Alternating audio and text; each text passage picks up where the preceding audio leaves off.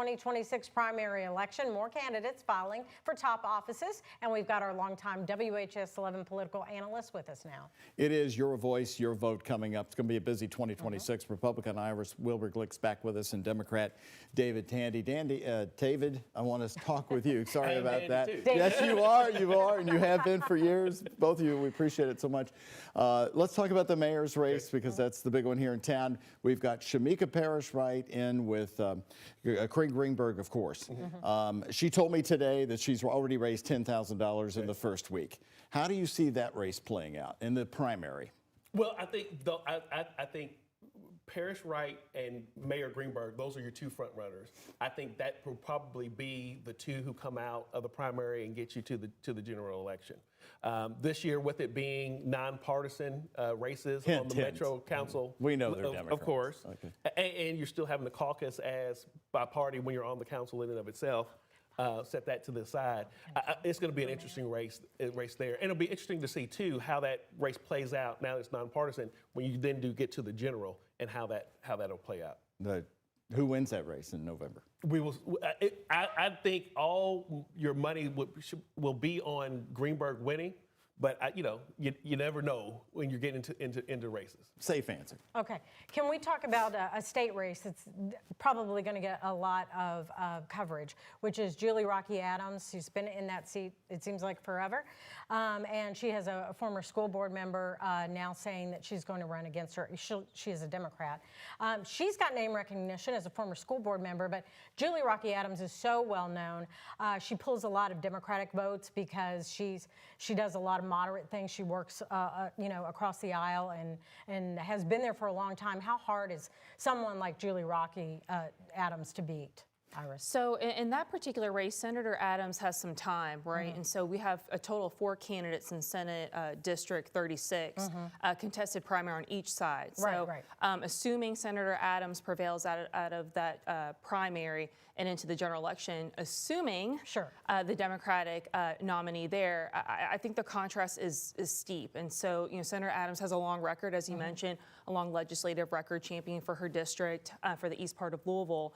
And there is some differences with that potential challenger of Sarah McIntosh, who was on the JCPS school board, recently. It's been a couple cycles, but is closely associated with, I think, some of the decisions and poor outcomes that we're experiencing today regarding busing, transportation of the magnet schools, the budget deficit. I mean, there's ongoing conversations about the budget circumstances that we're in are due to overspend.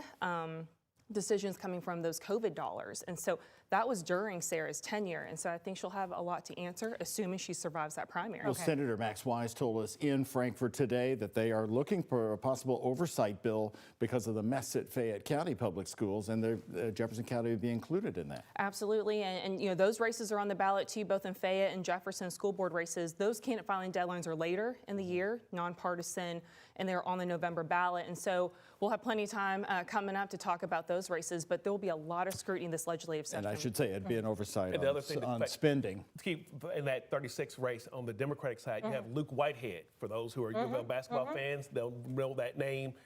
It'll be interesting to see how that race plays out on the Democratic side, too, because I think Whitehead will have some name recognition as well with some of the work that he's also been doing outside of basketball. Major basketball star. Let me ask you about the Morgan McGarvey race, the 3rd District Congressional race.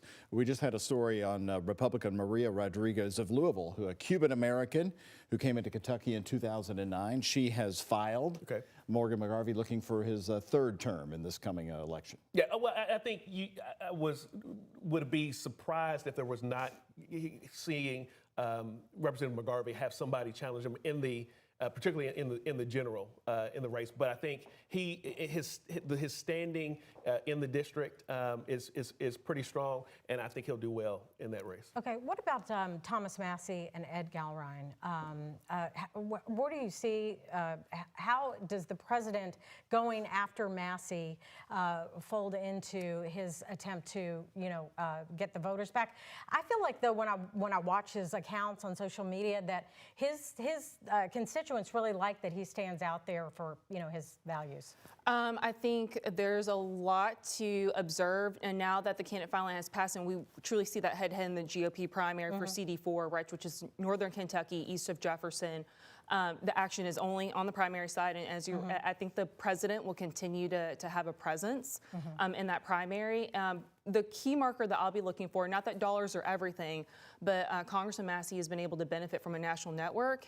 And when you have the power of the incumbency, when you have President Trump sort of signaling a certain group saying like, hey, if you give money to Thomas Massey, there's consequences. We'll ultimately see right now, latest reporting, fundraising numbers, they're head to head. Gallagher and Massey. So we'll see. Okay, some late breaking news. Yeah, Thank that's you both interesting. for coming in. We'll be bringing you back in again throughout the election season. Iris Wilbur-Glick and David Tandy, good to see you again. Let's check over with Mallory Schnell on